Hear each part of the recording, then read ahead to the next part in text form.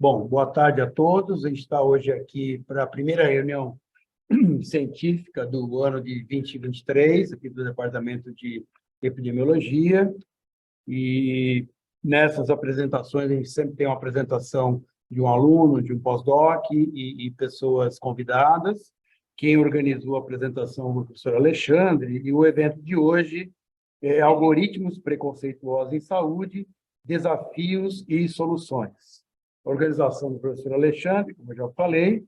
A gente vai ter a participação da Keisiane Moura, aqui, doutoranda aqui da Faculdade de Saúde Pública. Ela é educadora física, mestre em saúde coletiva pela Faculdade de Medicina da USP, doutoranda aqui da faculdade, pelo Laboratório de Big Data e Análise Preditiva em Saúde. A gente também vai ter o prazer de ter aqui a presença e a palestra do professor Diogo Cortis, mestre e doutor em Tecnologia de Inteligência Artificial e Design Digital pela PUC São Paulo e professor da PUC São Paulo. E também vamos ter o prazer de contar com a presença virtual, né?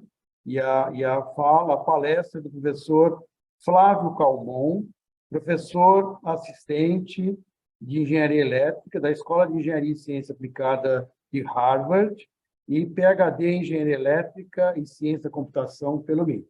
Então, Keisiane, por favor. Boa tarde a todos. Meu nome é Keisiane, eu sou aluna daqui do Programa de Saúde Pública, orientada pelo professor Alexandre, e hoje a gente vai falar um pouco sobre esse tema, algoritmos preconceituosos em saúde. Então, eu vou dar uma breve introdução sobre os nossos achados na nossa revisão sistemática que a gente está fazendo. Então, as desigualdades da saúde, elas são observadas em muitos resultados. E isso não vem de agora, isso desde as décadas passadas. É reconhecida a conexão entre desigualdades sociais e desigualdades na saúde, levantando vários argumentos centrais relacionados ao racismo, pobreza e outros problemas sociais. Então, tem sido feito um apelo emergente em todo mundo para que seja trabalhado essas iniquidades em saúde em diferentes contextos da sociedade, tanto em quesitos socioeconômicos, demográficos, geográficos, lembrando que essas iniquidades elas são diferenças sistemáticas, injustas e que também podem ser evitadas. Assim, esforços para melhorar a saúde da população e reduzir as desigualdades na saúde podem exigir uma ênfase mais significativa e específica nas cargas enfrentadas pelos grupos raciais e étnicos. Em 2020, o Health for People, esse programa é um programa de normas nacionais para prevenção de doenças e promoção de saúde. Em seus resultados, eles sugeriram que as disparidades da saúde persistirão, a menos que a maioria dessas iniquidades sejam erradicadas. E que o racismo pode ser uma das principais explicações para muitas dessas disparidades de saúde identificadas. Em 2020, houve uma atualização desse pacote de normas e eles acrescentaram ainda tanto a discriminação como a segregação residencial como exemplos de determinantes sociais na saúde. E ainda enfatizaram mais ainda que a eliminação dessas disparidades não pode ser alcançada sem primeiro desfazer o racismo. Na área da inteligência artificial, os modelos de machine learning estão sendo cada vez mais desenvolvidos para predizer resultados de saúde, e com uma breve expectativa de que logo ele seja uma extensão dos processos cognitivos na rotina dos médicos. E quando o desempenho desses algoritmos de machine learning, eles dependem muito dos dados nos quais são treinados, e quando há preconceitos e imprecisões nesse banco de dados, podem persistir essas disparidades de saúde para grupos menos favorecidos. E na medicina, a empolgação com esse desempenho dos algoritmos, das disparidades, está equilibrada com essas preocupações éticas, como, por exemplo, o potencial dessas ferramentas para exacerbar as disparidades de saúde existentes. Estudos recentes, como aqui esse primeiro, mostraram que modelos de previsão clínica de alto desempenho, eles tiveram um desempenho baixo em mulheres, em minorias étnicas e raciais e também para pessoas que tinham seguro público de saúde.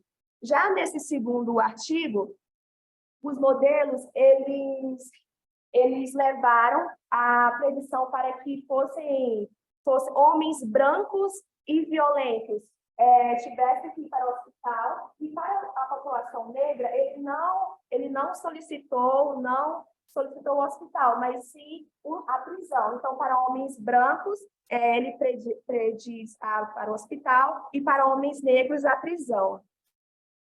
Então, raça e identidade racial, elas podem ser atributos difíceis, às vezes, de quantificar e estudar na pesquisa de saúde, e muitas das vezes são confundidos incorretamente com conceitos biológicos, como, por exemplo, ancestralidade, genética, e aí os autores, eles falam que a raça, como uma construção política, social e legal, se relaciona com a interação de percepções externas, ou seja, como os outros me veem. Então, muitos autores, eles relatam a raça como essa percepção externa.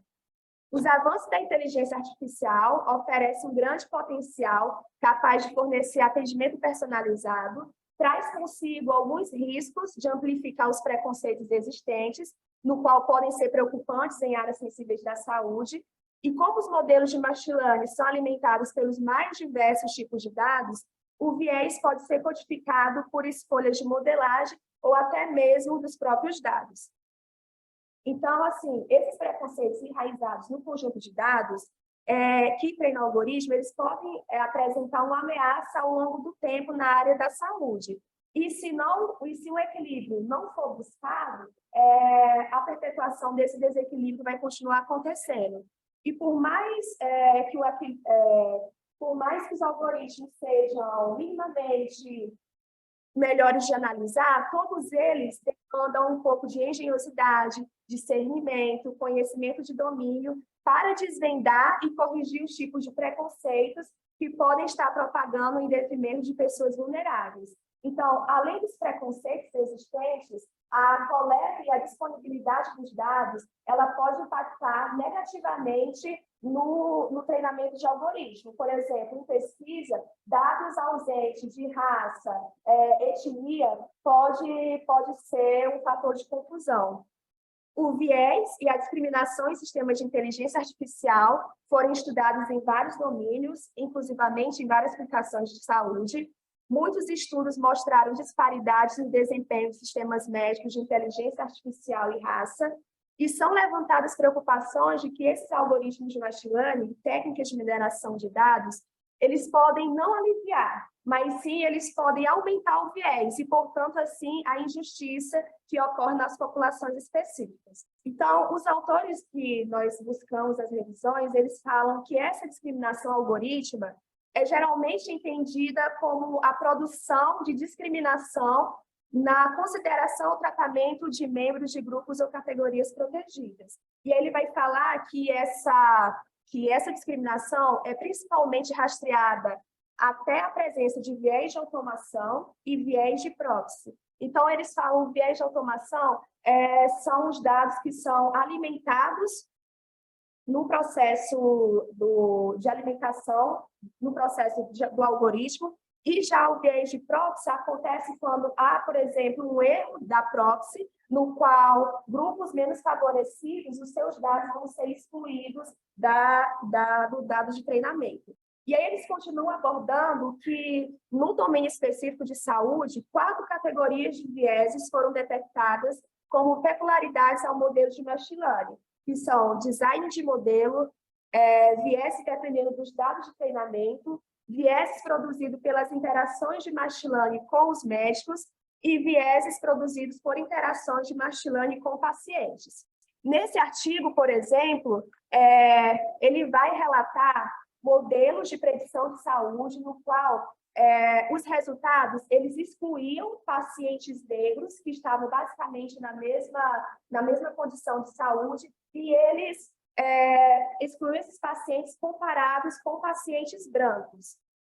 E aí eles concluíram, nesse artigo, que o algoritmo ele concluiu falsamente que os pacientes negros eram saudáveis do que os pacientes brancos igualmente doentes, e levou os pacientes negros a serem menos propensos a serem encaminhados para o gerenciamento de casos, apesar de estarem igualmente doentes com os pacientes brancos. E aí eles falam que não apenas o equilíbrio ou composição de classes, de raças, importa, mas também a métrica no qual é utilizado. Então, às vezes, pode haver uma superestimação ou uma superestimação dos dados. Já nesse artigo, os modelos de inteligência artificial, eles produziram diferenças significativas na precisão do diagnóstico automatizado de radiografia de tórax em grupos raciais e outros grupos demográficos. E aí, eles descobriram o quê? Que esses modelos, eles levariam a que mais pacientes negros e mulheres fossem corretamente identificados como saudáveis em comparação com pacientes brancos e homens. Então, dentro da inteligência artificial, a justiça é um dos principais princípios éticos dessa inteligência artificial e, proeminentemente, especialmente nas discussões de algoritmos de machine learning. Então, essa injustiça do modelo, ela pode criar consequências marcantes para grupos específicos. E são várias as situações que podem levar a essas injustiças, como, por exemplo, uma representação insuficiente de grupos minoritários nos dados no qual esse modelo é treinado. Os modelos preditivos se ajustam mais a grupos majoritários durante a utilização de treinamento e o viés social histórico nos dados, ou seja, o algoritmo ele vai aprender antes com preconceitos ou discriminações que já existem no banco.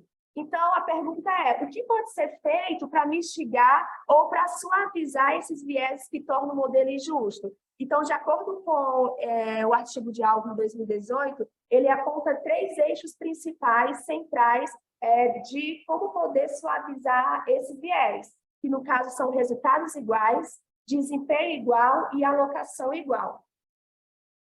Para que haja resultados iguais nos pacientes, é necessário haver uma garantia de que esses grupos protegidos eles tenham benefícios iguais em termos de resultado para os pacientes, como com a implantação dos modelos de machine learning. E garantir também que ambos os grupos se beneficiem e qualquer disparidade de resultados seja reduzida. Já no desempenho igual, quando um algoritmo, quando um dado de treinamento começa a apresentar muitos erros sistemáticos, então, provavelmente, vai ter resultados desiguais. Então, o desempenho igual é a garantia que o modelo é igualmente preciso para pacientes nos grupos protegidos quanto nos grupos não protegidos. E aí, os principais desafios desse desempenho igual é a sensibilidade igual, sensibilidade e especificidades iguais e valor preditivo positivo. Porém, quando há um desempenho igual, não necessariamente se traduz em resultados iguais.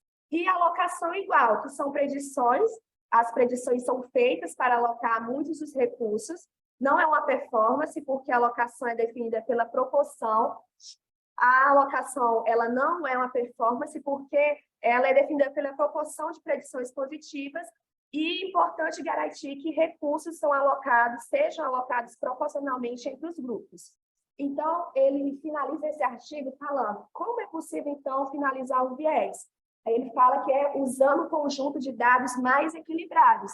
Porém, nem sempre isso é possível, porque é um problema multifatorial e está associado a muitos desafios, como discriminação histórica, desempenho de pesquisa e acessibilidade desses dados. Então, nem sempre é possível trabalhar com um dado equilibrado. Então, a imparcialidade em machine learning, ela impede que um modelo prejudique um grupo protegido. Grupo protegido, por exemplo, o grupo racial, étnico, ajuda a concentrar os cuidados onde são realmente necessários. Os modelos podem ser usados para fornecer serviços de tradução, onde os intérpretes pessoais são escassos, fornecer conhecimentos médicos em áreas com um número limitado de especialistas e melhorar a precisão do diagnóstico para condições raras que geralmente são diagnosticadas incorretamente.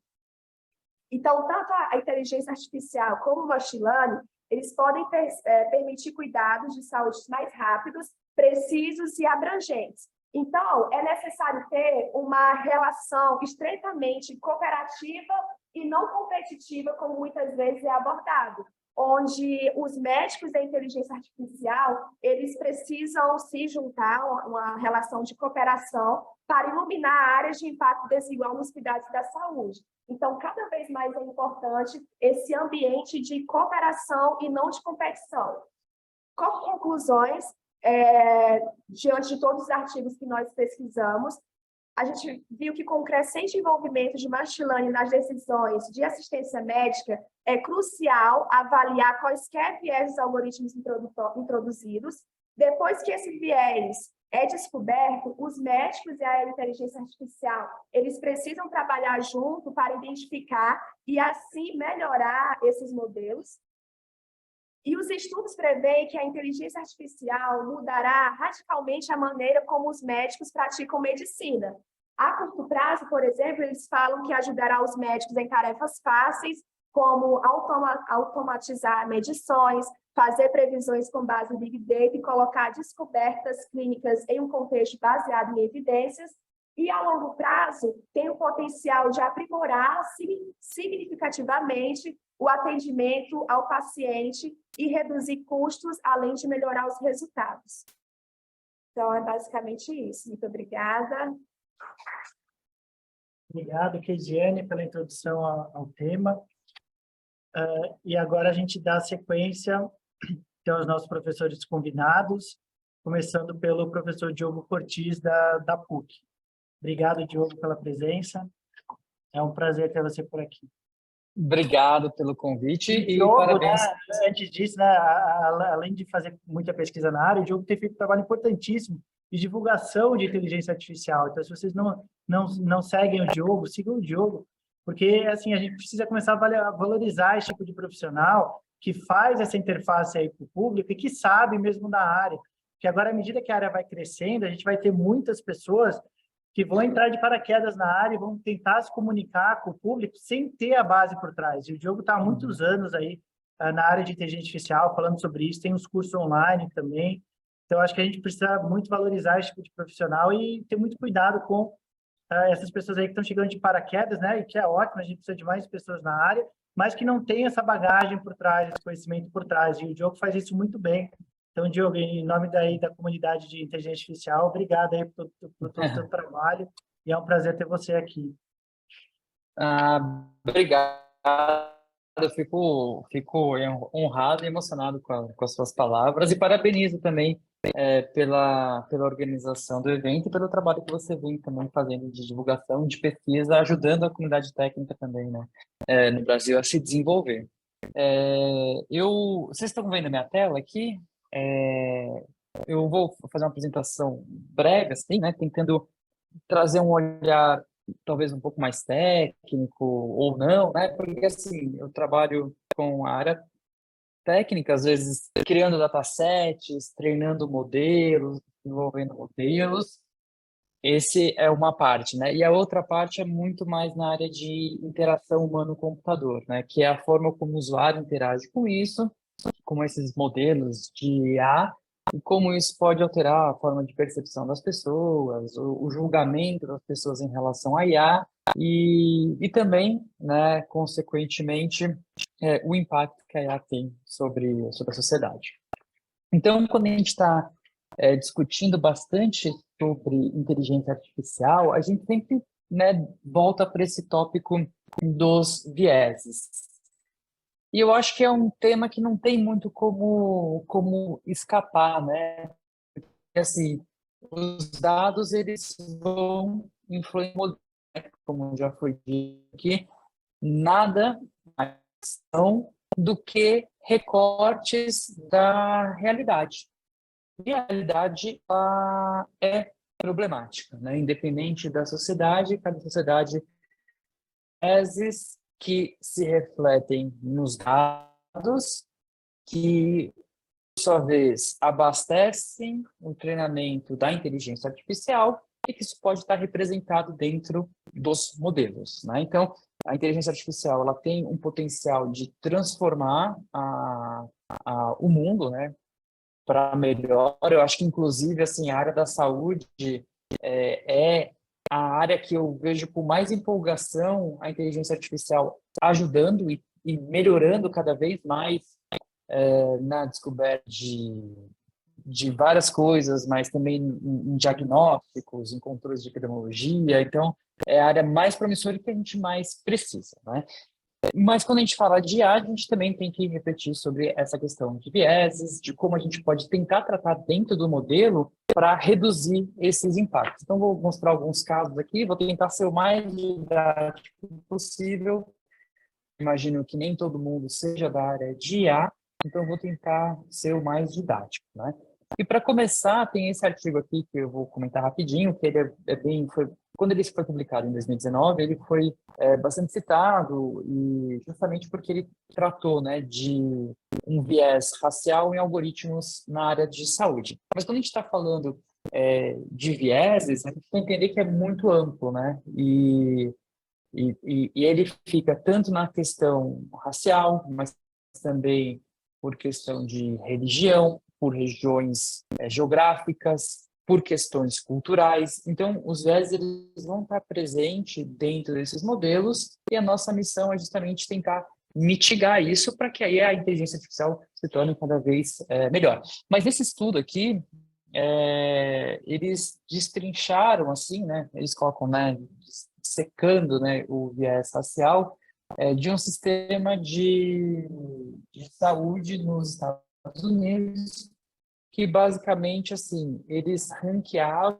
os pacientes que deveriam receber um tratamento extra, ali, uma atenção especial no serviço de saúde. Era um algoritmo proprietário, né? E aí eles começaram a fazer alguns estudos e eles viram assim, né? O sistema meio que dava uma pontuação para cada paciente e aí os pacientes com mais pontuação deveriam receber um tratamento adicional, extra, uma atenção especial. E o que eles começaram a perceber é que quando eles pegavam pacientes que tinham mais ou menos o mesmo ranking, assim, os pacientes negros, eles estavam muito mais doentes do que os pacientes brancos, né? Ou seja, um paciente negro, para ele receber esse tratamento especial, vamos dizer assim, ou essa atenção especial, ele tinha que estar num quadro mais debilitado do que um paciente branco. Eles falaram, não, peraí, então esse modelo pode estar apresentando um viés, vamos tentar entender o porquê. E é isso que eles fazem no trabalho. E aí o que eles encontram? Quais foram os achados? É que o modelo ele começou a utilizar como proxy, ou seja, como informações decisórias a questão econômica e financeira. E a gente sabe que nos Estados os pacientes têm um acesso menor ao serviço de saúde, né, que é privado, e quando eles têm, geralmente eles gastam menos. Então, o que o sistema começou a olhar foi muito para essa variável do custo, né? Então, ele não olhava somente para os critérios de qualidade de vida ou a situação de saúde dos pacientes, mas como essa informação do custo estava lá e o sistema percebeu que era uma variável que ajudava muito no processo decisório, ele começa a utilizar essa variável, né? E aqui, né, os autores eles até sugerem, né, que o algoritmo deveria eliminar, né, esse olhar para o custo para olhar só para a questão da saúde, porque aí sim ele seria mais justo. Isso não quer dizer que os desenvolvedores ou quem projetou esse sistema fez para funcionar dessa forma, né? Tentou utilizar o máximo de informações, né, para tentar fazer um sistema melhor, mas nem sempre o sistema que tem a melhor performance ele acaba sendo mais justo. Porque nesse caso utilizou uma variável que não fazia tanto sentido assim, né? Então, assim, a gente tem que entender que os dados eles influenciam o modelo, e aqui a gente viu bastante isso. E a primeira ação que a gente tem que ter é o design nos dados, né? Entender os dados. Por quê? Muitos dos sistemas que nós temos hoje, eles são baseados... Bom, agora está vindo as IA generativas, que vai mudar tudo, né? Mas boa parte dos sistemas de IA hoje, eles são de predição ou de classificação, que depende de dados, né? E esses dados, eles podem ter problemas de vieses, né?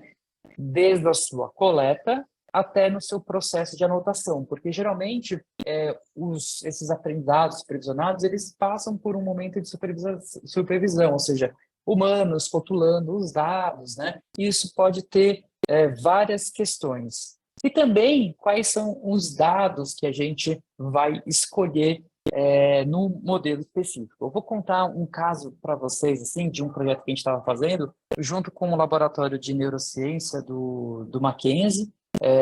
Existe um dataset muito grande sobre emoções, que chama GoEmotion, que foi feito por pesquisadores de Berkeley e o Google, só que é um dataset só em inglês. E a gente adaptou, né, esse processo de emoções, as emoções para o Brasil, e foi criar um corpus, né? Corpus de texto mesmo, né? Era um corpus para identificar emoções em texto. Tinham várias categorias.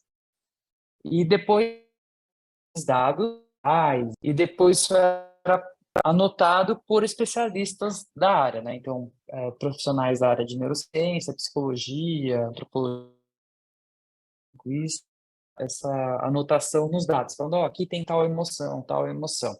E aí, assim, a gente fez uma primeira coleta de dados e eu comecei a achar, e treinamos um modelo menor para fazer algumas validações, e aí eu comecei a olhar e falei, gente, tá esquisito. Duas categorias estavam muito esquisitas, assim. A primeira delas era a categoria de vergonha. Por quê? Tinha coisa que ele classificava como vergonha que não era necessariamente vergonha, sabe? Eu falei, nossa, que esquisito. E aí, olhando assim, a gente coletou a gente coletava assim, períodos do dia durante várias semanas, né? Para tentar aumentar a amostra. E uma das coletas que foi feita foi no momento em que, acho que foi o ano passado, 2 anos atrás, não lembro, que teve uma discussão muito grande sobre cringe, né? Que os jovens começaram a chamar nós, né, as outras gerações de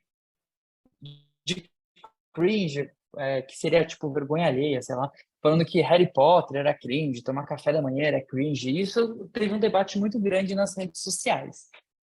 E o momento de coleta aconteceu bem nessa semana, ou seja, esse olhar, né, da vergonha ali, ele ficou muito associado com alguns conceitos que não tem nada a ver, que era um recorte muito específico, né, tipo Harry Potter, café da manhã, sabe? Então a gente conseguiu coletar isso nos dados, né, perceber isso.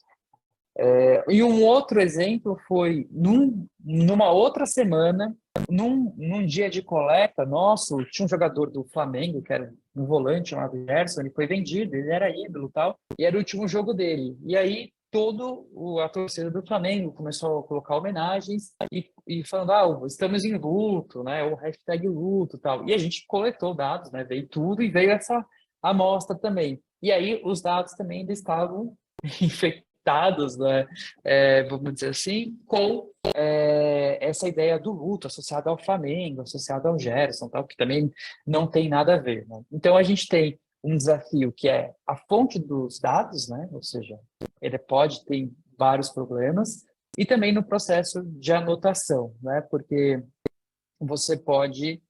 Os próprios anotadores, eles colocam ali os seus vieses, né? Ainda que de forma inconsciente, faz parte do processo de categorização, né? Nosso processo cognitivo de categorização, ser influenciado pelas nossas próprias crenças, pelos nossos próprios fundamentos morais. Então, no processo de anotação, também vão ter vieses, né? Então, a primeira ação que a gente tem que entender é isso, né? De onde estão os dados, como está sendo anotado, quem são esses anotadores, como foram anotados, né? Porque senão isso pode ser refletido no modelo. Esse dataset mesmo que o Google criou, que é um dos maiores sobre emoções, hoje tem muita pesquisa sobre ele, e ele é um dataset muito, muito, muito, muito problemático, né?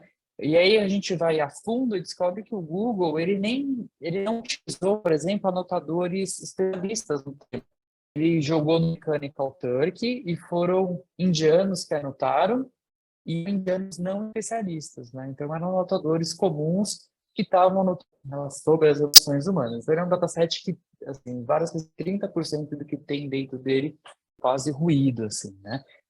Então, acho que a gente tem que olhar para os dados, né, com muito cuidado, né? Então, primeiro, quem está criando, onde vem os dados, quem está anotando.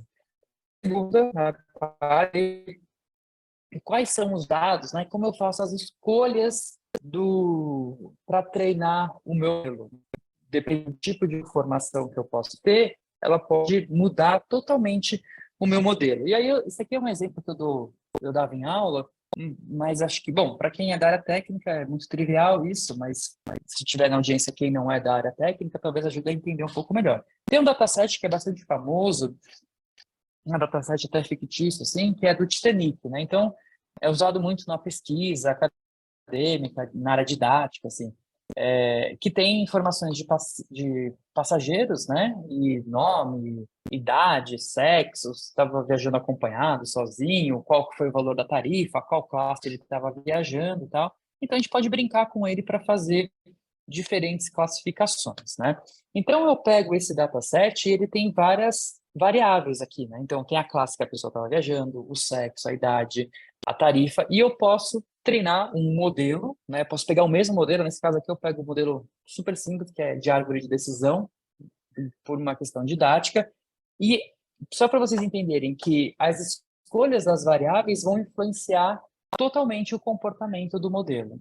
Então, por exemplo, aqui eu treinei uma árvore de decisão usando três principais features, né, que são as variáveis, né, que é a classe que a pessoa estava viajando, a idade e a tarifa. Então, essa daqui é a árvore de decisão que o modelo aprendeu a partir desses dados, né? E aí, como ele é um modelo mais white box, né, a gente consegue entender qual que é a feature mais importante e tal. E aqui, a feature mais importante para esse modelo específico treinado foi a classe que a pessoa estava viajando, né? Então, a classe era uma variável preditora, né, para se a pessoa ia sobreviver ou morrer. Se quem assistiu o filme lembra, né, que quem estava viajando na terceira classe, né, ficava lá do porão, fechar as portas, tal, não sei o que lá. Então, mostra bastante isso.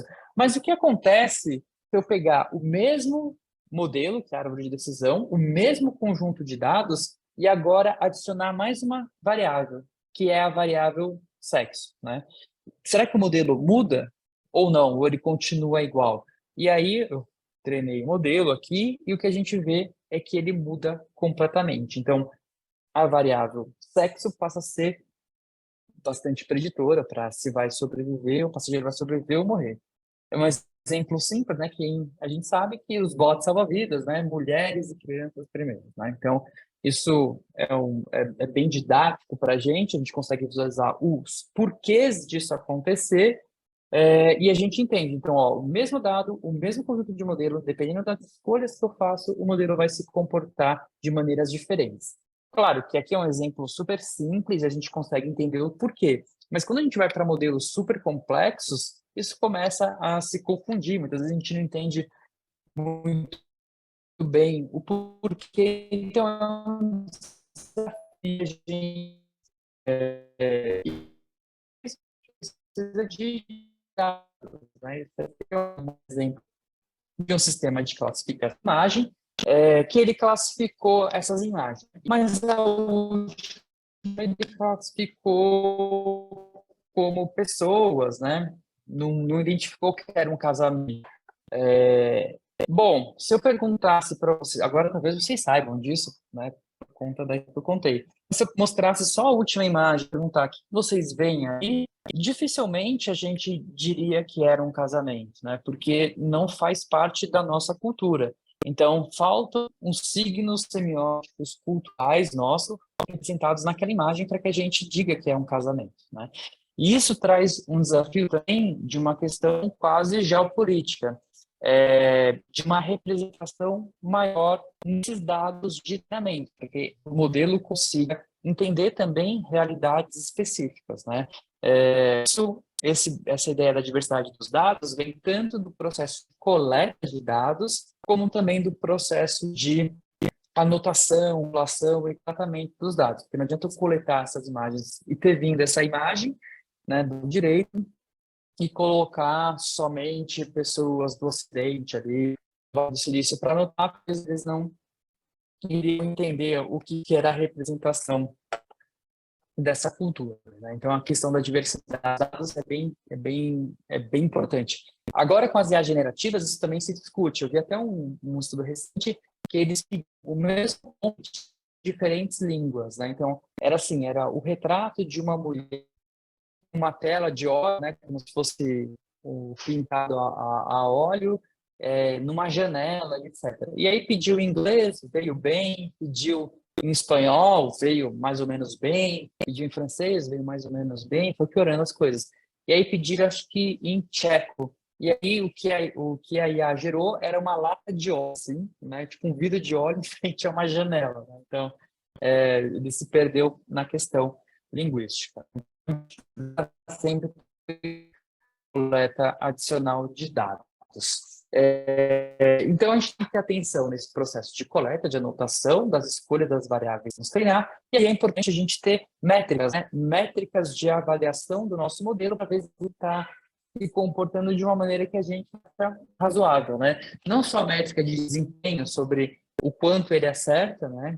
As métricas de desempenho, né? Acurácia, F1, mas também pensar em métricas, o que não é trivial, né? O que é um desafio enorme, mas métricas sobre questões culturais, éticas, e aí vai depender do projeto. Tem um exemplo aqui de uma pesquisa que foi feita de Jigsaw, que é uma empresa do grupo do Google, e eu gosto bastante do trabalho que eles fazem, assim, é um laboratório bem independente, e eles fizeram uma pesquisa em alguns modelos de língua, isso que já é uma pesquisa de uns 3 anos atrás, e que era um algoritmo que identificava toxicidade em texto, né? Ou seja, se um texto era mais tóxico, ou eles fizeram lógicas de, assim, colocando predicados para como o modelo se comportava. Aí eles viram, por exemplo, se você falar que você é hétero, ele dava uma toxicidade super baixa, mas se você colocasse eu sou gay, uma toxicidade super alta, né? A pessoa só está fazendo algum tipo de declaração, como nesse caso aqui, colocando diferentes religiões, né? Quando você fala eu sou cristão, a pontuação ali de toxicidade é super baixa, né? 0,04. Quando você fala que é judeu, já vai para 0,13. Se você fala que é muçulmano, vai para 0,25. E o que eles argumentam é que nesse modelo, né, de toxicidade, a declaração, né, o predicado ali seria, né? Mas, enfim, a gente tem esse desafio na hora de treinar os dados, né? E só já estou analisando aqui, mas as métricas devem, né, incluir esses valores humanos, que aí entra um desafio que a gente tem, né, na área clínica. Assim, né, como que a gente vai representar essa abordagem do que é justo e do dentro de um modelo, sendo que nem socialmente a gente tem concordância sobre isso, porque vai depender muito de vida de cada um, da sociedade, dos fundamentos morais de cada sociedade. Então, tem um exemplo clássico que numa sociedade específica, né, uma pessoa morre e ele era dono de flauta e a sociedade precisa decidir para quem vai a flauta. Aí tem a liderança. Então, essa flauta, a gente criança filho que é o filho do dono da flauta, né? Ou vai para a criança da idade, nessa comunidade, é que tem menos, né? Ou vai para a criança 3, que é a que mais trabalhou sempre cuidando, limpando a flauta. Ou para a criança 4, que é a que melhor toca a flauta. Isso vai depender dessa vertente, né, ética e moral e dos seus fundamentos morais também. Aristóteles iria dizer, né, que seria para a criança que melhor toca a flauta. Mas aqui o ponto é que nenhuma dessas opções ela é errada ou ela viola alguma coisa moral. Só que à medida que você escolhe uma, você anula todas as outras, né? E isso a gente vê a discussão em alocação de recursos econômicos, né? Então, como que a gente faz para refletir tudo isso dentro de um modelo de IA? É muito difícil. Por isso que, assim, hoje se discute, pelo menos tentar ser, já que a gente não tem esse consenso do que é realmente questões de fairness, né, que seria o justo, vamos tentar, então, diminuir o injusto, né? E o que, que seria o injusto? Seria qualquer alocação, qualquer decisão que possa beneficiar ou prejudicar um grupo com base em características irrelevantes. E aí a confusão vem também porque essa característica irrelevante ela vai mudar de situação para situação e de projeto para projeto. Por exemplo, sei lá, o gênero, né? O gênero ele pode ser uma característica super irrelevante num sistema de recrutamento, né? A gente já teve casos assim do sistema da Amazon, né? Que ele dava notas melhores para currículos de homens. Mas pode ser que ele seja uma variável importante em outros contextos, né?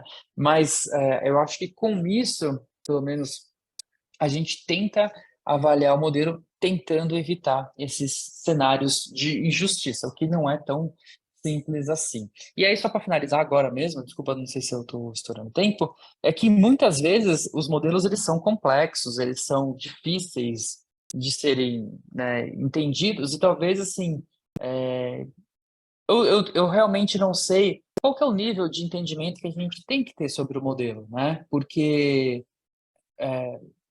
se o modelo está fazendo algo melhor do que nós, como que a gente quer essa explicação, né? Então, é um debate que tem, não vou entrar em muitos detalhes, mas muitas vezes a gente pode tentar identificar cenários específicos que o modelo está se comportando de uma maneira que a gente talvez não queira, só que arrumar isso dentro do modelo pode ser difícil, pode ser complicado, pode ser desafiador ou pode ser muito custoso. Então, a gente pode tentar arrumar isso nas interfaces, né? Na interface com o usuário. E eu vou mostrar aqui um projeto do que o Google fez, né? Que auxilia nesse sentido. Até um tempo atrás, se você jogasse no Google Tradutor Doctor e traduzisse para o português, ele traduziria como médico. Bom, a gente pode argumentar que, ok, né, não vou entrar na questão de linguagem neutra, aqui nada disso, mas a gente pode argumentar que, bom, português, o gênero masculino é o dominante e que ele pode ter aprendido isso. Poderíamos argumentar dessa forma. A questão e o problema é que na hora que a gente joga nurse, ele traduz como enfermeira e não como enfermeira. E aí, assim, se a gente olhar para a sociedade, a gente vê esse reflexo, né?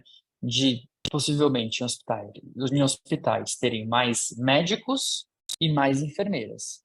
Olhar em textos escritos a palavra enfermeira, possivelmente vai aparecer muito mais do que a palavra enfermeiro. E a palavra médico, muito mais do que a palavra médica. Então, o modelo aprendeu o que estava representado nos dados.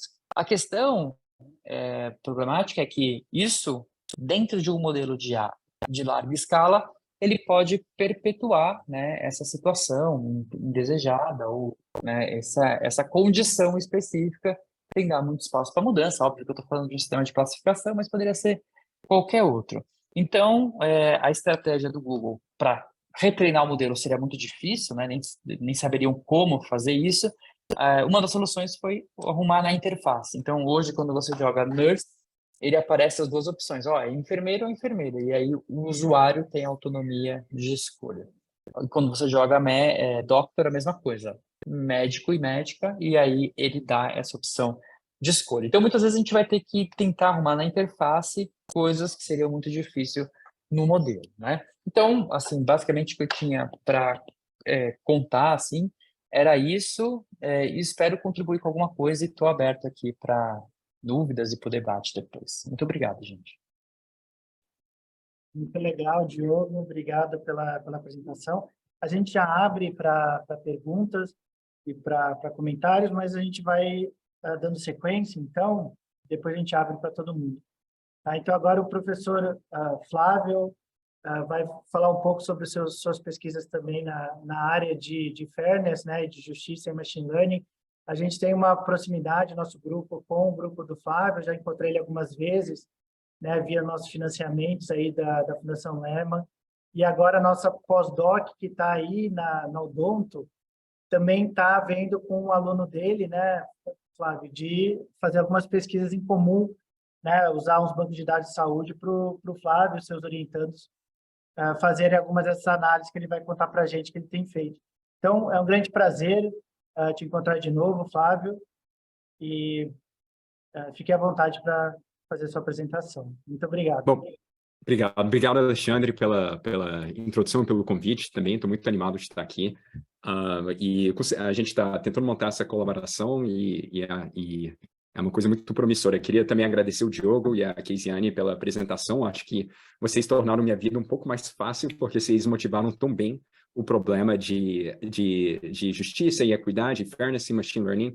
Então, a minha apresentação, o começo, pelo menos, eu vou poder passar um pouco rápido.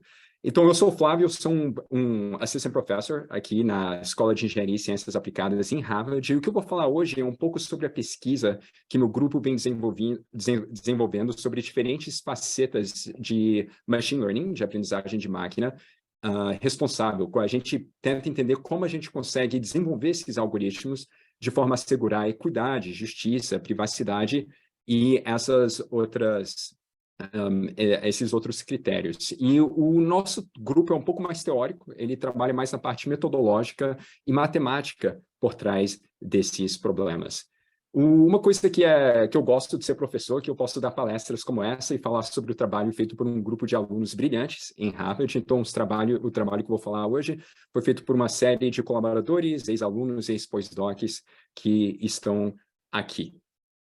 Como a gente já ouviu nas últimas duas palestras, que algoritmos que são baseados em dados estão cada vez mais sendo utilizados para apoiar decisões que têm consequências individuais. Isso são decisões que podem mudar a vida de uma pessoa. De repente, a decisão de um tratamento médico, se a gente contrata alguém por um emprego ou não, ou de aprovar um empréstimo. E esses algoritmos podem ter um impacto na vida das pessoas. A gente já ouviu vários exemplos desses. Um exemplo que não foi comentado foi um exemplo recente na Inglaterra, onde o governo britânico, em vez de fazer o A-Level deles, que é como se fosse o vestibular, o Enem, na Inglaterra, em vez de ter a prova feita pessoalmente, por causa do Covid, eles desenvolveram um algoritmo para dar uma nota ou prever a nota que os alunos tirariam na prova. E, naturalmente, esse algoritmo foi demonstrado que ele tinha vários vieses, né? Que alunos que vinham de escolas de renda mais baixa, normalmente tinham uma nota menor. Esse uso de algoritmos não está restrito aos Estados Unidos e à Europa, à Inglaterra. Por exemplo, o Ministério da Educação divulgou no ano passado que ele vai usar um algoritmo, ou pretende usar um algoritmo de inteligência artificial para dar nota nas questões discursivas do Enem. Aqui, mais uma vez, você tem um algoritmo que controla acesso a uma oportunidade crítica na sociedade, que é o acesso ao ensino superior, e controlando quem tem acesso a isso, dando nota para as provas. Isso já apareceu em vários outros lugares também na América Latina, em alguns casos onde, por exemplo, talvez nós nem devêssemos usar algoritmos de aprendizagem de máquina, como esse caso na província de Salta, na Argentina, onde a Microsoft, junto com o governo local, usou um algoritmo que, entre outras coisas, previa alunas que podiam se tornar grávidas. E, obviamente, esse algoritmo foi demonstrado por pesquisadores na Universidade de Buenos Aires, que haviam vários vieses. E a gente já ouviu falar outros exemplos de discriminação por algoritmos de aprendizagem de máquina, por exemplo, em justiça criminal, na área de saúde, na área de reconhecimento facial, na área de online advertisement e tudo mais. Então, esses métodos de machine learning estão sendo usados cada vez mais por governos no mundo, especialmente na América Latina, e eles correm esse risco de criarem o que a gente chama de leviatãs algorítmicos, né? Esse é um algoritmo que controla acesso a um serviço crítico na sociedade, educação ou saúde, e é um algoritmo que apoia essas decisões. E várias das pesquisas que existem nessa área hoje são dominadas pelos pesquisadores nos Estados Unidos e na Europa, mas claramente o contexto regulatório, o contexto de desafios sociais, de diversidade que existe em países como o Brasil são bastante diferentes.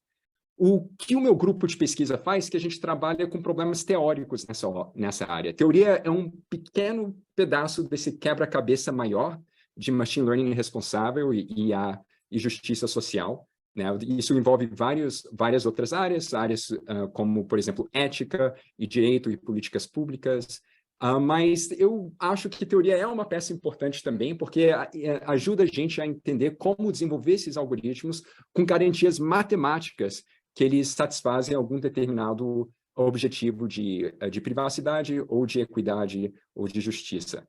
E o que eu vou falar agora são 3 faces de fairness, né, de equidade e justiça social em algoritmos de aprendizagem de máquina. E como eu disse, esse é um problema muito complexo, tem várias faces para esse problema. Esse, na verdade, é uma imagem que foi gerada por um algoritmo de inteligência artificial. Essa é uma imagem gerada pelo DALL-E, com um prompt a photorealistic multifaceted polyhedron against a white background, e gerou essa imagem incrível, assustadoramente precisa, uma coisa que eu não poderia gerar eu mesmo, mas eu queria mostrar essa imagem para demonstrar tanto o poder que existem nesses algoritmos, mas também que esse problema de IA responsável tem várias facetas. E eu vou falar rapidamente sobre trabalhos que meu grupo fez no último ano sobre 3 dessas faces. A primeira é a ideia de group fairness, a outra é de uso justo de dados. Eu acho que isso é um pouco diferente do que foi falado nas últimas 2 palestras. E a terceira face é um problema que é um pouco mais recente, chamado de multiplicidade preditiva, que vem de como esses algoritmos podem apresentar vieses que não necessariamente dependem dos dados, mas dependem do pipeline de desenvolvimento do modelo em si. Eu vou falar sobre esses projetos de uma forma um pouco mais alto nível. Se você quiser ver os detalhes, isso é baseado em 3 papers que a gente publicou, que a gente apresentou alguns meses atrás no NeurIPS. O NeurIPS é uma das maiores conferências na área de Machine Learning e Inteligência Artificial, e você pode ler todos os detalhes e a matemática e as formulações nesses papers. Então, eu vou falar rapidamente sobre essas 3 faces de Machine Learning responsável. A primeira que eu vou falar é sobre Group Fairness, ou esse objetivo de tentar assegurar um desempenho igual ou similar do modelo de aprendizagem de máquina sobre diferentes grupos. E eu vou apresentar só um pouquinho de matemática, essa é a única matemática que eu vou apresentar na minha palestra, então me perdoem se isso te incomodar numa sexta-feira à tarde, mas eu vou falar só um pouco, só para demonstrar um pouco o problema que a gente está tentando enfrentar de uma forma um pouco mais concreta. Então, imagina que você é um cientista de dados, né? E você tem a tarefa de treinar um modelo, né? O que isso significa? Isso significa que você vai receber como entrada do seu modelo um certo número de variáveis. Por exemplo, se você está tentando prever a performance acadêmica de um aluno, como foi feito lá na Inglaterra, essas variáveis são suas notas anteriores, a resposta de um professor sobre um questionário sobre você e tal. E a sua saída vai ser a saída de um classificador, né? Vai dar uma probabilidade que você pertence a uma determinada categoria. Se você vai tirar uma nota alta ou baixa, se você tiver esse X aqui for uma imagem, se essa imagem tem um cachorro ou um gato, alguma coisa assim. Existem vários modelos, né? A escolha do modelo que você vai usar num problema depende dos dados que você tem, também depende do que funciona melhor, pode ser uma coisa como uma regressão logística, uma rede neural e tal. Enfim, está aqui o problema, a gente quer desenvolver ou engenhar essa caixinha, esse modelo que recebe variáveis de entrada e sai uma probabilidade, uma distribuição de probabilidade sobre classes. E normalmente a gente treina esses modelos. O que isso significa? Esses modelos eles têm determinados parâmetros, né? E a gente quer tentar determinar esses parâmetros para que a saída do modelo se pareça com os dados que a gente tem num dataset de treinamento. Então, a gente tem exemplos de entradas e saídas do modelo, né? Ou seja, por exemplo, isso pode ser uma sequência de imagens e o label que você dá para essa imagem, se essa imagem tem um gato, um cachorro e tal, pode ser sequência de texto e o sentimento que existe nesse texto. E o nosso objetivo é encontrar os parâmetros do modelo para fazer essa previsão, né? E a ideia é que, quando você usar seus dados de treinamento e passar eles pelo modelo, a saída se parece com esses rótulos reais dos dados. E a forma que isso é feito hoje, na vasta maioria dos casos, é através de minimização do risco empírico. Ou seja, a gente tem alguma medida de qualidade da performance desse modelo, por exemplo, se a saída do modelo é igual ou não ao rótulo real dessa amostra de entrada, e a gente quer minimizar o erro médio, né, desse modelo, a perda média desse modelo. E o que tem nessa caixinha azul? Essa caixinha azul já demonstra vários problemas de viés que podem aparecer nesse processo, né? Como a gente otimiza esses algoritmos na média, né, para todos os dados que a gente tem, pode significar que para alguns grupos que existem nos dados, ou na população onde você vai usar esse modelo, o algoritmo não tem uma performance tão boa assim, ó, como foi comentado anteriormente, que a performance do modelo seja determinado por um grupo majoritário nos dados. Então, modelos de aprendizagem de máquina podem apresentar uma performance pior em alguns grupos populacionais que existem nos dados, porque a gente otimiza esses modelos na média. Essa noção de fairness, de equidade, se chama group fairness, ou group unfairness, né, onde a gente tenta assegurar um desempenho igual, ou pelo menos um desempenho parecido do modelo para diferentes grupos nos dados. Por exemplo, uma taxa de falso positivo igual sobre diferentes grupos, uma taxa de precisão similar sobre diferentes grupos que existem nos dados. E a gente tem vários exemplos de violações desses group fairness. Um que já foi comentado mais cedo pelo Diogo, nesse paper do Dissecting Racial Bias and Algorithms, mas a gente tem exemplos disso também em outras aplicações, como reconhecimento facial e educação. O meu grupo, a gente trabalha tentando desenvolver métodos para, uma vez que esse viés de grupo foi encontrado dentro do seu modelo, você encontrou um group unfairness, por exemplo, a taxa de falso positivo para um grupo é muito maior que o outro, a gente tenta desenvolver métodos para remover ou corrigir esse viés específico, dado uma definição específica, mantendo a precisão ou acurácia média do modelo.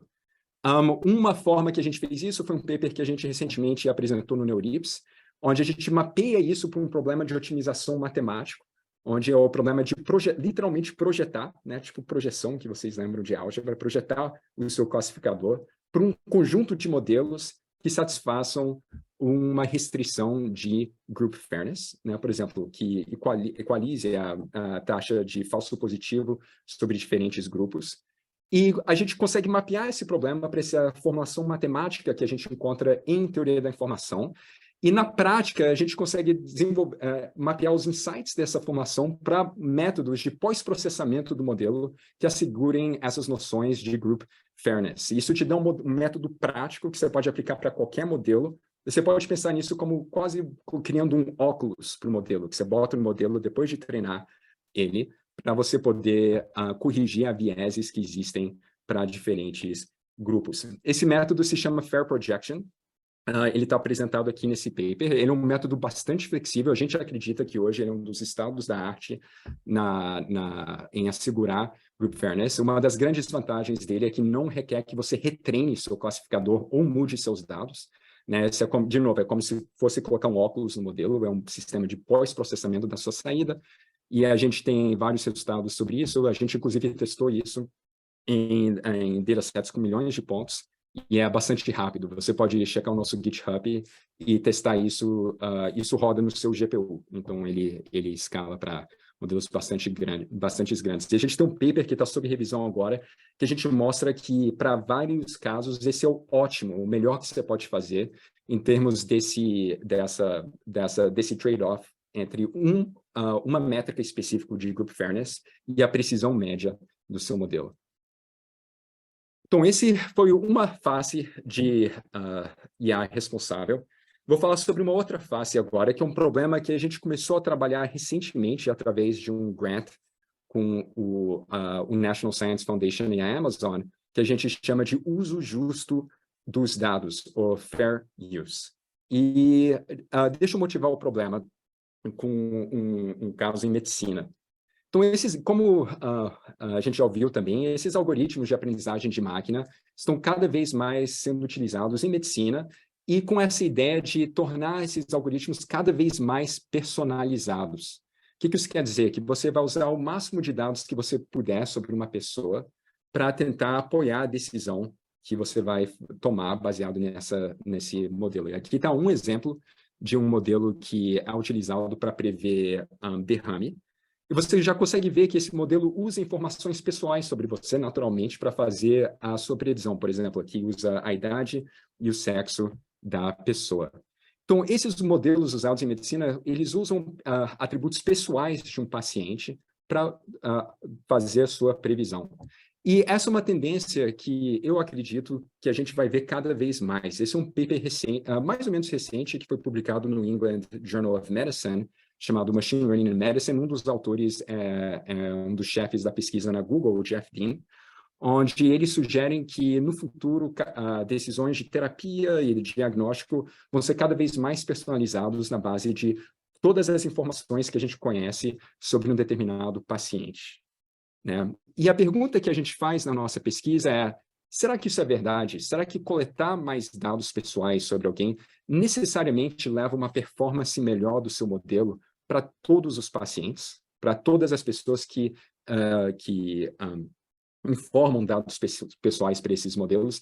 Talvez na média, quando a gente tem infinitos dados em um modelo super poderoso, isso seja verdade, mas isso não necessariamente é o caso, né? Então, o problema que a gente está tentando entender é o problema se a gente faz uso justo desses dados. O que isso quer dizer? Então, está aqui o nosso classificador, e vamos supor que esse classificador é uma rede neural e ele recebe como entrada determinados parâmetros sobre determinados features sobre um paciente para fazer uma previsão. E você pode criar um classificador alternativo que você usa informações pessoais sobre o paciente, onde você pede mais informações, denotado aqui por G, para fazer uma classificação.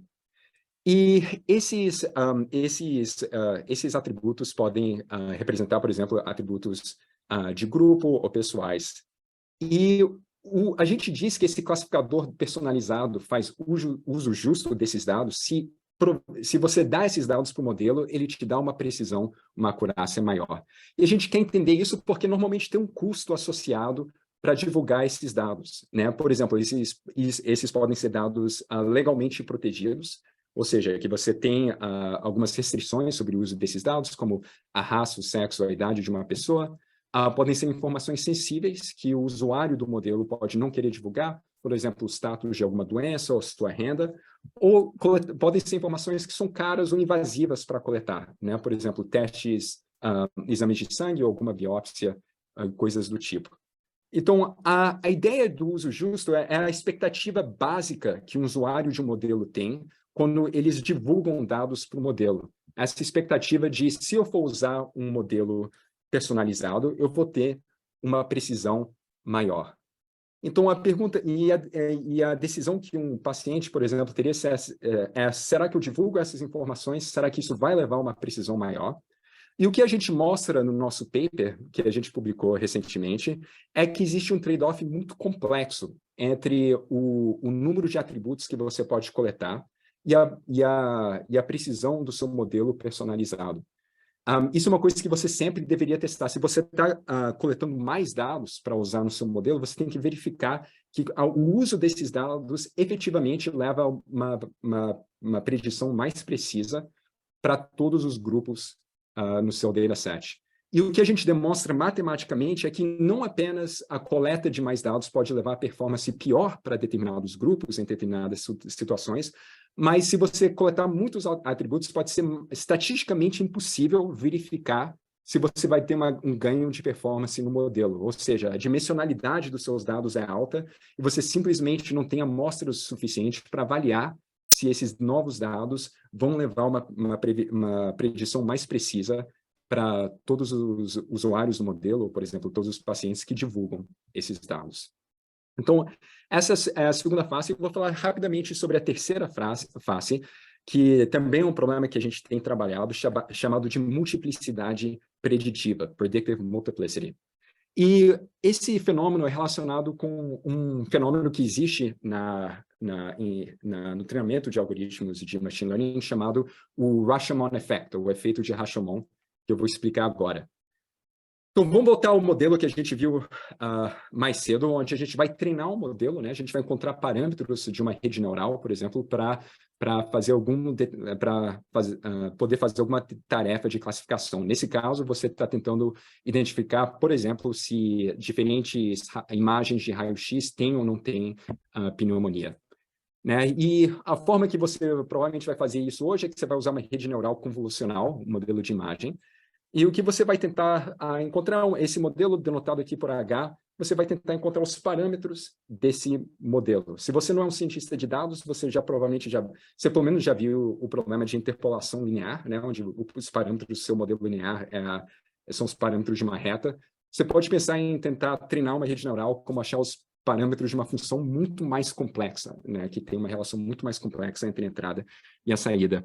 E nesse processo de treinamento, a forma que a gente treina essas redes hoje, eles requerem muita aleatoriedade. Tem uma série de decisões arbitrárias que o cientista de dados faz quando está desenvolvendo esse modelo, que não necessariamente dependem dos dados ou mesmo da tarefa que você está tentando treinar o seu modelo para fazer. Vai depender, por exemplo, da inicialização aleatória dos parâmetros do seu modelo, vai depender de como você amostra dos seus dados para fazer os updates do seu algoritmo de gradiente descendente, e eu vou chamar todas essas decisões arbitrárias de uma inicialização aleatória do seu modelo.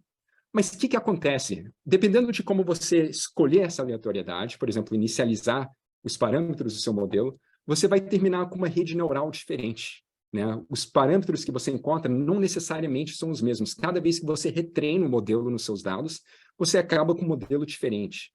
E quando você avalia a performance desses modelos, em termos da sua perda ou da sua precisão, esses modelos podem ter uma performance muito parecida, apesar deles terem configurações muito diferentes dos seus parâmetros.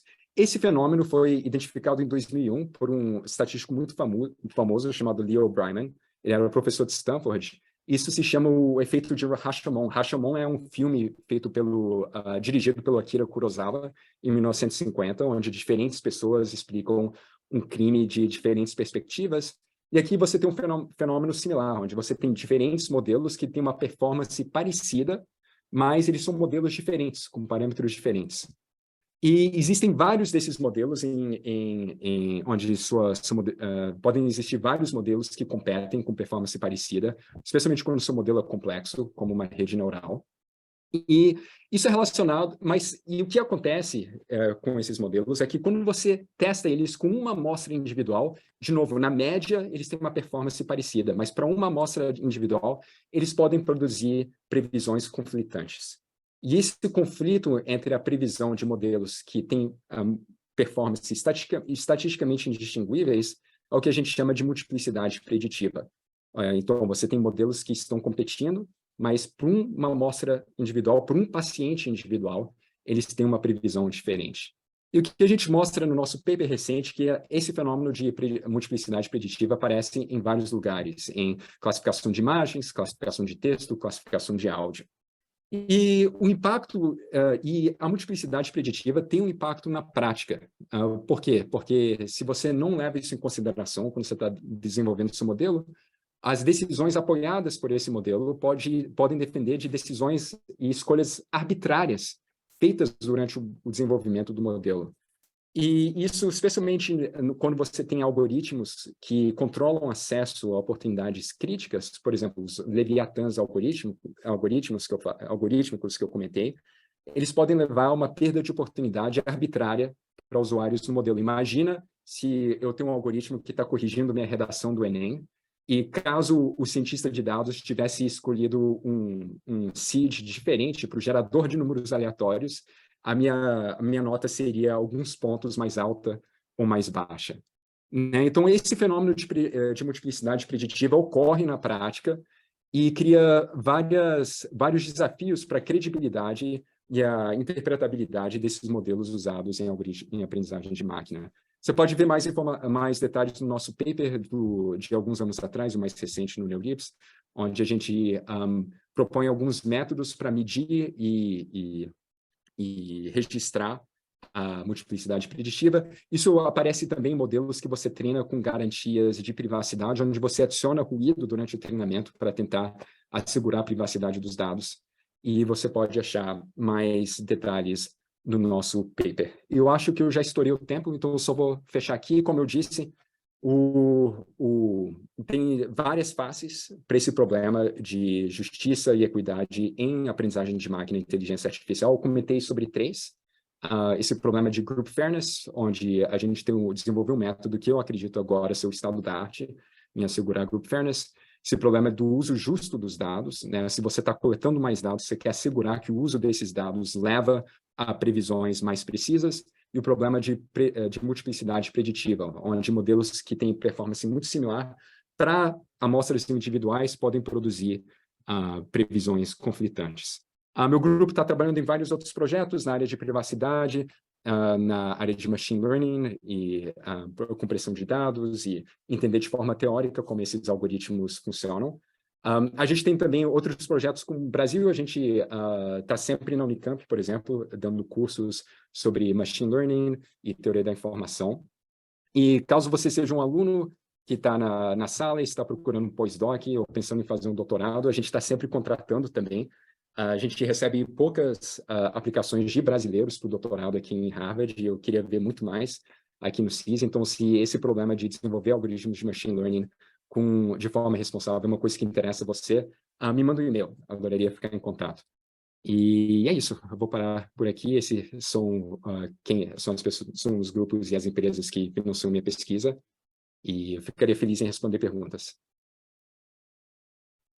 Muito obrigado, Flávio. Então, muitas colocações, né? Impressionante como o Flávio já está abraçando aí vários dos desafios, né? A gente tenta pensar assim também como laboratório, né? Vamos aí em todas as áreas difíceis, todas as áreas interessantes, e ver o que a gente consegue resolver aqui para avançar mais e gerar novos problemas e novos desafios e passar para frente.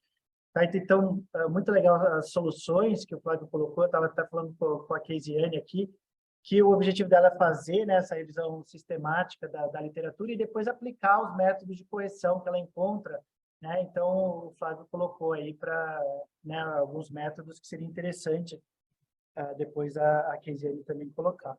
Tá, então a gente vai abrir agora para uma conversa. Não sei se alguém tem alguma pergunta. Se não, eu começo aqui com as minhas perguntas. Então, começando aqui com o Flávio mesmo, você falou com a questão de multiplicidade preditiva, né? A gente encontra bastante isso, não apenas em algoritmos parecidos, como você colocou, né, de redes neurais, mas algoritmos totalmente diferentes para dados tabulares, né, que seria o Random Forest, os Gradient Boosting, que chegam na mesma performance, mas estão tomando decisões totalmente diferentes, né? Então, chega nas mesmas métricas, mas na hora que a gente vai ver, assim, ele está tomando decisões para cada pessoa completamente diferentes, né? Então, o que você acha aí da ideia, né? Já que a média das decisões são a mesma qualidade, de a gente acabar selecionando o algoritmo que está tomando melhores decisões para grupos vulneráveis. Tá? Já que eles estão tomando decisões totalmente diferentes, ou, né, não seria totalmente diferente, mas bastante diferentes individualmente, na final eles estão na mesma, de a gente pensar assim, ok, vamos ver em qual grupos vulneráveis eles estão tomando melhores decisões e a gente segue por aqui. Chegou a pensar em algo assim? Você vê isso como uma possibilidade de seleção desses algoritmos, né? Já que estão bem parecidos, vamos ver nos grupos que a gente está preocupado. Exatamente. Então, acho que tem 2 pontos aí, né? O primeiro é um ponto muito importante, Alexandre, que você comentou, que esse fenômeno de multiplicidade preditiva não é igualmente distribuído sobre todos os grupos também, né? Tipo, por exemplo, quando o modelo erra, por exemplo, se erra mais sobre um determinado grupo, o erro pode ser mais arbitrário, ou seja, mais inconsistente. É claro que quando você não está usando na prática, você não sabe se o modelo errou ou acertou. Então, esse é um ponto interessante de adicionar mais um eixo na avaliação do modelo, né? Tentar restringir mais, não apenas precisão média, mas usar outros critérios quando você está tentando decidir entre esses modelos que estão competindo entre si. Por exemplo, qual que tem um desempenho mais igual, mais similar entre diferentes grupos. Ou, de repente, um modelo que seja o mais interpretável, né? A gente pode tentar escolher um modelo que seja o mais simples entre aqueles que têm uma performance similar. Então, as soluções que estão surgindo nessa área é justamente isso, adicionar mais eixos para avaliar esse modelo, né, para tentar resolver esse conflito que existem entre modelos muito parecidos, com performance muito parecida. É uma área extremamente interessante, né? A gente vê a performance preditiva parecida dos modelos, a gente pode pensar, eles devem estar descobrindo a mesma coisa, mas às vezes eles descobrem coisas totalmente diferentes, só chegam na mesma média preditiva, né? Então é uma coisa que dá para aprofundar e descobrir muitas coisas legais. Eu tenho uma pergunta também para o Diogo. Diogo, você mencionou a dificuldade de definir prioridades éticas, né? Eu cheguei a ver alguns estudos onde o pessoal começa a perguntar para a população, né? Por exemplo, em casos de carro sem condutor, né? O velho problema do bondinho, né? Do trolley, né? Você atropelaria, você seguiria em frente, atropelaria três velhinhos ou viraria à direita e atropelaria uma criança, por exemplo, para tentar um dia botar isso dentro de um algoritmo, né? Porque algumas das coisas vão ter que ser programadas, né? Você vai ter que falar, ó, vou salvar o condutor, não importa quem morra, ou prefiro 5 velhinhos a uma criança, etc. Chegou a fazer pesquisas nesse sentido para tentar mapear a ética da sociedade? Como é que você vê isso daí, de eventualmente a gente chegar numa definição de prioridades éticas que a sociedade vê e programar o algoritmo nesse sentido? Uhum. O que eu vi, assim, são pesquisas que acontecem para tentar entender um pouco dos fundamentos morais, né, dentro de algumas sociedades. E aí o que essas pesquisas indicam, assim, é que existe uma variabilidade muito grande dentro das próprias culturas e sociedades, né? O que dificulta ainda mais o problema, né? E isso muda até de acordo com, por exemplo, a sua posição política, né? Então, tem vários estudos mostrando que, por exemplo, os republicanos valorizam alguns fundamentos morais que são diferentes dos democratas, né? Então, o Jonathan Haidt, por exemplo, ele trabalha bastante com isso, né? Mas eu participei de um debate que foi bastante curioso e me trouxeram a informação de que na Alemanha, especialmente para carros autônomos, né? Se em algum momento precisasse programar uma decisão, né, e o carro está nesse sentido, há um grupo assim bastante forte e há uma posição bastante forte na Alemanha que deveria existir alguma forma de uma decisão aleatória, né? Porque eles, na justificativa deles, por conta do histórico da própria Alemanha, né? Eles acham que seria muito temerário para eles uma decisão, por exemplo, utilitária, né? Então, por exemplo, eu vou priorizar o máximo de vidas, isso que lá, porque eles acham que toda a vida deve ter o mesmo peso. E aí a única forma disso é tentar trazer um olhar mais aleatório e tal. E era um debate, assim, bastante intenso, assim, isso foi em 2019, né? Foi um pouco antes da pandemia, numa conferência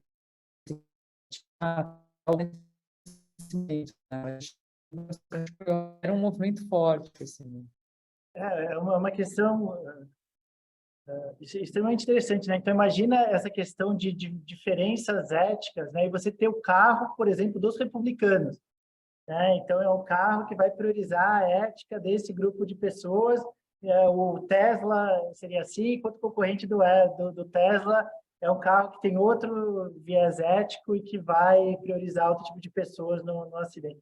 Então, vem aí um mundo bem doido aí pela frente. Eu não duvido, não, que do jeito que as coisas estão polarizadas, que a gente chegue a essa situação. Já estão querendo até criar versões de ChatGPT, né? ChatGPT conservador, ChatGPT woke, ChatGPT... Então, assim, a personalização da ideologia vai ser uma coisa bem interessante no futuro. Não sei se alguém tem alguma pergunta. Sim. Francisco, chefe de departamento aqui da Epidemia. É muito interessante as apresentações todas, né? Gostei muito e muitas novidades. Queria fazer uma pergunta para o Diogo sobre a questão dos anotadores, né? Eu queria saber o quanto que esses anotadores trabalham. Me parece que eles trabalham muito, né? E eles ganham muito mal. Em geral, é um trabalho muito volumoso, pelo que eu sei. E de que maneira que esse trabalho, que é desenvolvido em grande intensidade e muito mal remunerado, ele pode influenciar nessas questões que vocês estão colocando aí de dos algoritmos preconceituosos, né? Imagina, obrigado pela pergunta. Acho que é fundamental a sua questão, porque quando a gente vai para datasets em larga escala, geralmente a gente encontra problemas no processo de anotação, né? Então, eu vou dar o exemplo desse caso do Google, né? Que, por exemplo, foi fazer um dataset sobre emoções humanas e eles tinham 27 categorias emocionais, eles coletaram os dados, só que na hora de anotar, ou seja, eles não tiveram o cuidado, né, de pegar pessoas que entendessem dessa questão, né, sobre as emoções humanas, né? Eles não colocaram psicólogos, neurocientistas, antropólogos para anotar.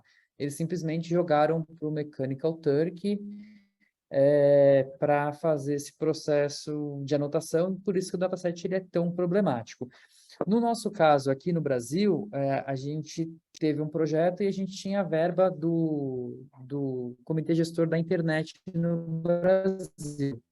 Então, a gente priorizou, no caso, um processo de anotação com especialistas. Então, foram pessoas da área de neurociência, psicologia e antropologia e linguística que anotaram os datasets, eles passaram por um treinamento, a gente fez uma primeira leva de anotação, depois a gente viu se os anotadores eles estavam concordando ou discordando, a gente fez uma segunda rodada de entendimento com os anotadores, então aí a gente foi, primeiro cada anotador anotou, assim, explicando o processo, né, que a gente adotou. A gente fez uma apresentação de como deveria ser a anotação, do que eram as classes que eles iam anotar, né, no caso as classes emocionais, e deixou cada anotador anotar 1000 exemplos de forma individual. A gente viu a concordância, viu quais eram as classes que estavam mais concordando, as classes que estavam mais discordando, a gente fez uma reunião com eles, dando esse feedback. Depois a gente fez um processo de anotação em conjunto, ou seja, eles anotaram mais ou menos 500 anotações em conjunto, ou 150 anotações em conjunto, ou seja, e aí a gente ia discutindo para eles tentarem entender qual que era o conceito que eles estavam na cabeça. Porque, por exemplo, quando a gente vai em algumas categorias, e aí isso vem da própria ciência cognitiva, né? Um processo de categorização. Tem categorias que são muito mais fáceis e com fronteiras mais bem definidas, né? Sei lá, amor, raiva, surpresa, mas tem outras que são categorias mais difusas, por exemplo, orgulho e admiração, ou seja, quando que a admiração passa a ser orgulho? E quando orgulho passa a ser admiração? Então, a gente fez essa rodada, né, já anotando um conjunto para eles começarem a tentar entender ali o que eles estavam concordando entre eles. Claro que tinha a definição das emoções, e aí eles anotaram o restante do dataset, né? Mas aí eram pessoas já com mestrado e doutorado, que trabalhavam na área, então sai um dataset com uma qualidade melhor. Mas uma das críticas que se tem hoje nessa área é que muitos datasets eles são anotados via Mechanical Turk, né, que é uma ferramenta da Amazon de terceirização. E também tem a questão da quantidade de anotadores. No nosso caso, a gente colocou cada data point, né, a amostra ali, pelo menos 3 anotadores. Mas tem datasets, eu acompanhei um projeto do Alan Turing Institute de Londres, que era um projeto que a gente estava fazendo no Brasil também, que era de moderação de conteúdo e tal, e eles também estavam fazendo lá, e eles estavam criando um dataset com 10 anotadores. Então, cada data point sendo anotado por 10 anotadores de diferentes formações, diferentes perfis, né? Porque senão você também vai carregar esse viés do anotador para dentro do dataset. Que é difícil não carregar, né? Não é difícil não carregar. Legal. Mais alguma pergunta, pessoal? Não? Senão acho que estamos no nosso horário, então vamos ficando por aqui. Queria agradecer de novo, Keisiane, pela excelente apresentação. Diogo também, sempre com bastante didática aí apresentando. E o Fábio, com suas pesquisas aí em todas as áreas. A gente vai com certeza dar uma olhada, a gente já está em contato também com o Flávio, dos nossos alunos que estão aí, de a gente fazer algumas pesquisas em comum. Tá? Então, eu queria agradecer, eu acho que é uma área fascinante aí, né, que a gente tem que, e como cientistas, né, como pesquisadores, né, não apenas criticar, né, mas apontar soluções, que foram muitas coisas que a gente fez hoje. Ok, algoritmo tem preconceito, como vamos resolver, né? Não cair nessa armadilha, às vezes, que a gente tem na ciência, na área acadêmica, de ser as pessoas que só criticam. Vamos fazer as pesquisas, vamos tentar resolver, vamos propor soluções, e eu acho que esse é o caminho certo. Eu acho que todo mundo que apresentou aqui está com essa perspectiva, com essa mentalidade de fazer a área crescer, de melhorar, e sempre tendo aquilo por trás, aquela ideia por trás. Inteligência artificial e machine learning vai trazer profundas melhorias, principalmente na área da saúde. O potencial do uso aí de inteligência artificial para melhorar decisões na área da saúde é gigantesco, e que, obviamente, tem desafios, tá? E a gente vai tentar resolver esses desafios aí da melhor forma possível. Tá? Então, é isso que eu tiro hoje do nosso evento. Queria agradecer de novo. Obrigado, Diogo. Obrigado, Flávio. A gente vai mantendo contato. Um bom fim de semana aí para todo mundo. Obrigado, pessoal. Tchau, pessoal. Até mais.